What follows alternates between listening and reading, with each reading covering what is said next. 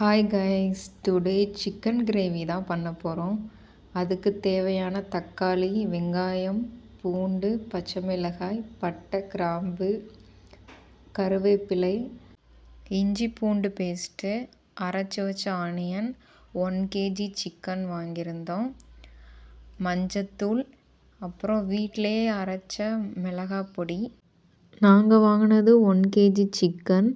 அதுக்கு தேவையான பொருட்கள்: எண்ணெய் காஞ்சோன்னே பட்டை, கிராம்பு, ஏலக்காய் இதெல்லாம் போட்டுட்டு, பச்சை மிளகாய், பூண்டு, வெங்காயம் போட்டு, வெங்காயம் நல்லா வதங்கினதுக்கப்புறம் தக்காளி போட்டு நல்லா வதக்கிட்டு, கொஞ்சம் உப்பு சேர்த்து வதக்குனா தக்காளி நல்லா வதங்கும்.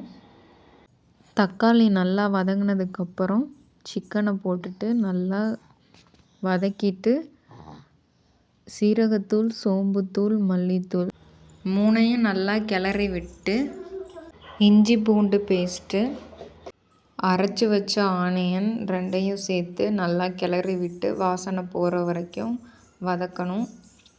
வதக்கிட்டு தேவையான அளவு மஞ்சத்தூள், மிளகாய்த்தூள் போட்டு நல்லா வதக்கிட்டு நல்லா கிளறி விடணும். வாசனை போகிற வரையும் கிளறி விட்டுட்டு, தேவையான அளவு தண்ணி சேர்த்துட்டு, குழம்புக்கு தேவையான உப்பு போட்டு குழம்ப கூட்டிட்டு மூடி போட்டு மூடி வச்சிடலாம்.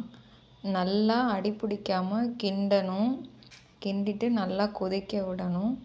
கொதிக்க விட்டு வேக விட்டதுக்கப்புறம் நமக்கு தேவையான கிரேவி ரெடி. Thank you guys.